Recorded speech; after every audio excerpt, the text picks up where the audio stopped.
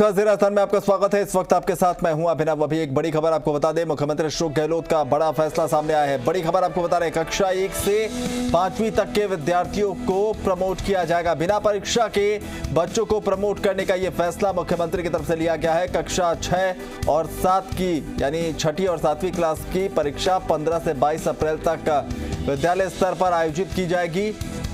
कक्षा 9वीं और 11वीं की परीक्षा 6 से 22 अप्रैल तक जिला स्तर पर और कक्षा 8वीं की परीक्षा बोर्ड पैटर्न पर आयोजित की जाएगी। कक्षा 6ठी, 7वीं, 9वीं और 11वीं क्लास का परिणाम 30 अप्रैल को घोषित किया जाएगा। ललित हमारे संवाददाता ज्यादा जानकारी के साथ फोन लाइन पर हैं। ललित, क्या कुछ इस आदेश में कहा गया है और क्या माना जाए कि जिस तरह से कोरोना को देखते हुए फैसला लिया गया, आगे बाकी जो कक्षाएं हैं उनके लिए भी कोई नई गाइडलाइंस आ सकती है?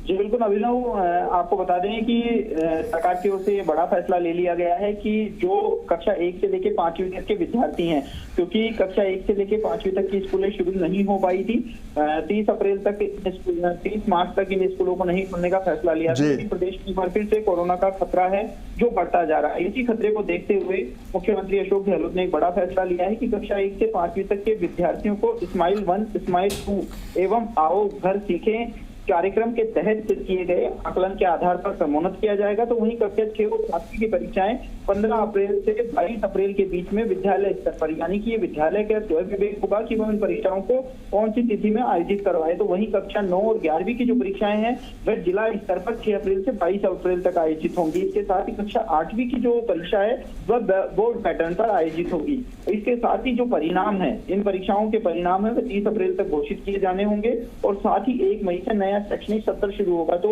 जो पिछले लंबे समय से एक असमंजस की स्थिति चली आ रही थी, कक्षा 1 से लेकर 5वीं तक की कक्षाएं कब से खुलेंगी, साथ ही इनकी परीक्षाओं को लेकर क्या स्थिति रहेगी, तो अब ये स्पष्ट हो गया है कि इन बच्चों को क्रमोन्नत किया जाएगा। तो वहीं अन्य बोर्ड को छोड़कर जो अन्य परीक्षाएं हैं उनको लेकर भी अब शिक्षा विभाग की ओर से स्थिति स्पष्ट कर दी गई है। ललित, सवाल ये भी है कि जिस तरह से हमने देखा है कि नई गाइडलाइंस लाने की बात भी केंद्र की सरकार कर रही है, तो अगर वो गाइडलाइंस आती है तो क्या आने वाले समय में इसमें कुछ तब्दीलियां भी संभव है या फिर ये फाइनल है और राज्य सरकार ने ये जो फैसला लिया इसी तारीख पर जो है परीक्षाएं आयोजित होंगी?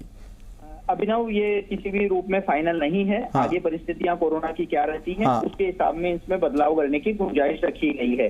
क्योंकि लगातार पिछले अगर 2 सप्ताह की बात की जाए तो एक बार फिर से कोरोना प्रदेश में अपने पैर पसार रहा है। स्कूलों को नहीं खोलने का फैसला कर लिया गया है कि 1 से 5वीं तक की स्कूलें अब नहीं खुलेंगी।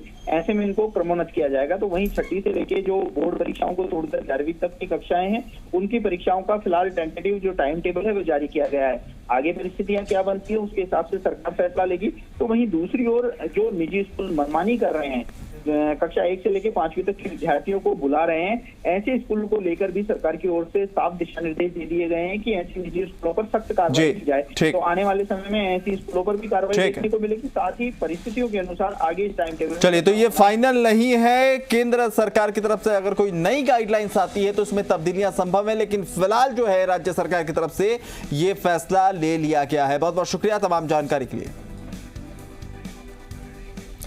चलिए, अब रुक करेंगे।